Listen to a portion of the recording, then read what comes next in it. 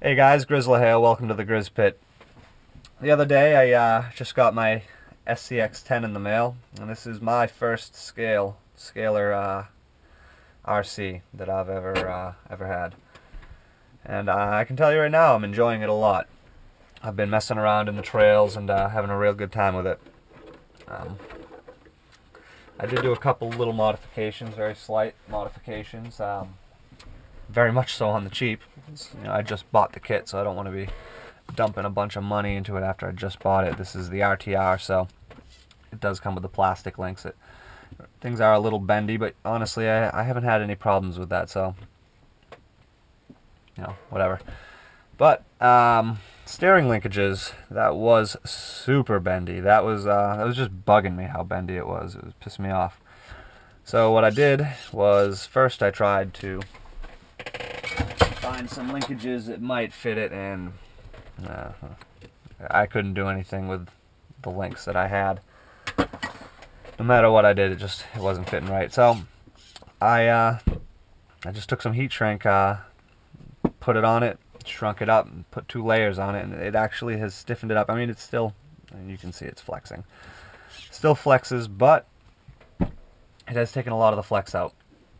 Second thing I did was, as you can see here, the front and the rear is a true 4-link suspension. I took out the Y-link. Was not a big fan of that. The front axle clocked just a little bit. I just didn't like that, and also aesthetics. I didn't like the way it looked. I wanted it to have 4-link suspension all around. I just think that looks cool. And I did it, and it worked great. There are a couple things that I wasn't expecting that happened as a result of putting the 4-link on the front and the rear. I don't know if you can see it. Let's see if I can position this a little bit better. All right. I'm going to use right there. If you see, I had to notch out this little support bar that holds up the front of the battery tray because the steering servo horn was getting jammed up on it and it would stay stuck. So just took a Dremel and notched that out. Haven't had a problem. Don't think it's going to be a big deal because I think there's enough support bars in there to keep it solid anyway. The front bumper's less than a ½ an inch away, and honestly I think that's only there to keep up the front battery tray. I think doesn't really serve a whole lot more purpose than that, so not too worried about that. I drove it today with the mods, and it did great.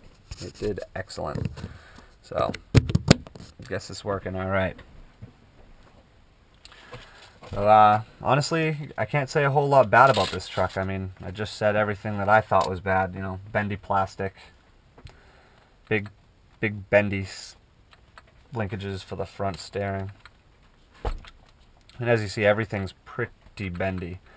But I've taken it off some pretty gnarly ledges accidentally, and it's rolled, it's bumped, it's jammed itself in between rocks, and I haven't broken a damn thing. This thing's probably got about 6 hours worth of usage already.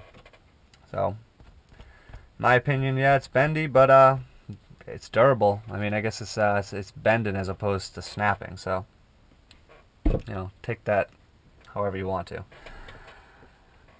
I'm in love with this truck, actually. Like I said, I'm new to scaling. I'm gonna post a video of me using it yesterday. I didn't take a video of my excursion today with the 4-link suspension, so the video I put up is gonna be of it with the Y-links, but I did have the heat shrink, so you can see how that worked out for me. Also, one other thing that bugged me is all the tires are mounted or glued on there so that the tread is kind of facing the same way, so there's no front tires and rear tires. They're all the tread is uniform, as you see. It's slanting this way on this tire, it's slanting this way on this tire, it's slanting this way on this tire, slanting this way on this tire. It's all slanting the same direction. I don't know if you know, it was just my kit was built like this, or all of them were built like this. But it bugged me a little bit. I didn't notice it until I took them off and was putting them back on. I'm like, oh, where should I put them? And it really didn't matter. No matter where you put them, it's going to be like that. In reality, you know, this tire should be turned around so that the tread is facing this way and this way, so they're even on both sides. But once again, not a big deal. When I get new tires, I'll have to remedy that. Besides, I'm going to be putting bead locks on it eventually anyway. So, and with that, this is the Grizzler signing off.